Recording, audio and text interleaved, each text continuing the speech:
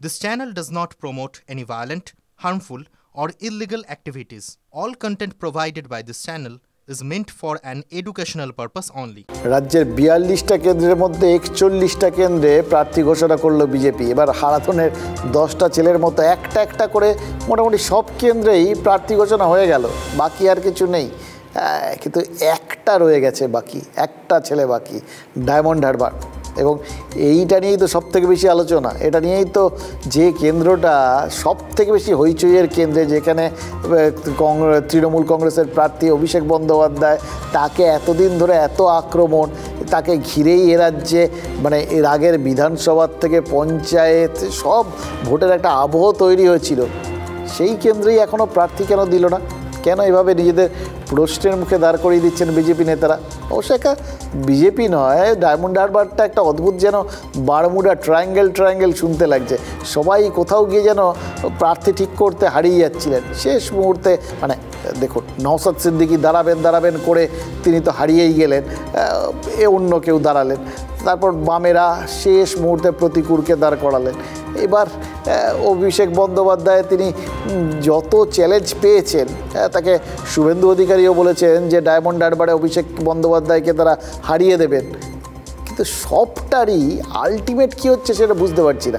মানে ধরুন হারাবেন তো ঠিক আছে, কিন্তু হারানোর জন্য তো প্রার্থী ঘোষণা করতে হবে। আচ্ছা, ডায়মন্ড হারবারে প্রার্থী ঘোষণা কি ভীষণ শক্ত ব্যাপার? মানে অঙ্ক প্রচুর কষতে হয়, সেই কষতে গিয়েই কি সময়টা এত বেশি লেগে যাচ্ছে?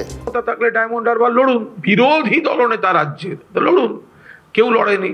তো বিজেপি এখন এআই ক্যান্ডিডেট তৈরি করছে, এআই প্রযুক্তিতে ক্যান্ডিডেট তৈরি করছে অভিষেকের বিরুদ্ধে দেওয়ার জন্য। কারণ এআই ছাড়া ওখানে কেউ পাচ্ছে না, মানে ওখানে কে যাবে, বলি হতে কে যাবে। কিন্তু এই যে এত চিন্তা ভাবনা করে আমরা দেখুন প্রার্থীটা কেমন করলাম আসানসোলে, যে আসানসোল সিটের পুরো ইকুয়েশন ঘুরে গেল। আসানসোল সিট এবার বিজেপি জিত। সেরকম আমরা ডায়মন্ড হারবারের ক্ষেত্রে এমন প্রার্থী দেবো যে ওই সিট বিজেপি জিত। প্ল্যানিং চলছে, সমস্ত প্ল্যানিং। কোনো সময় জানেন বড় জাম্প দিতে গেলে পেছন থেকে দৌড়ে আসতে হয়।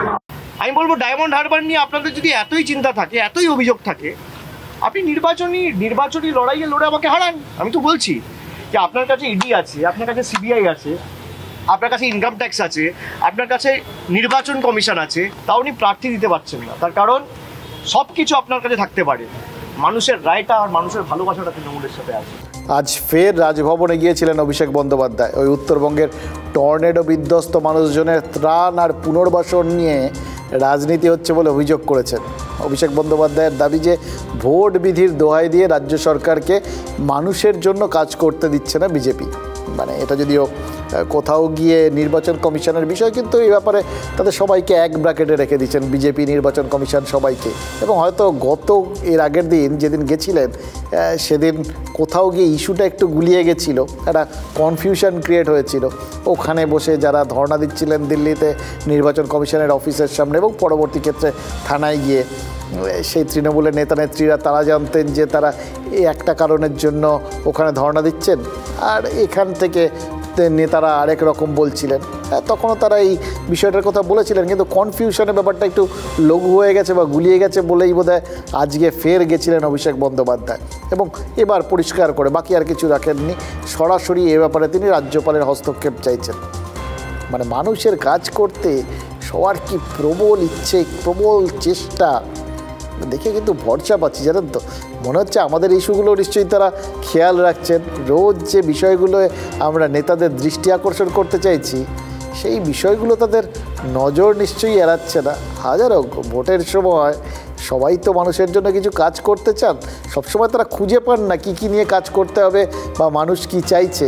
তাই জন্যই আমরা তাদের কাজটা একটু সহজ করে দিচ্ছি, রোজ দেখাচ্ছি মানুষ কি চাইছে, এবার শুধু তারা কাজের কাজটা করলেই হলো।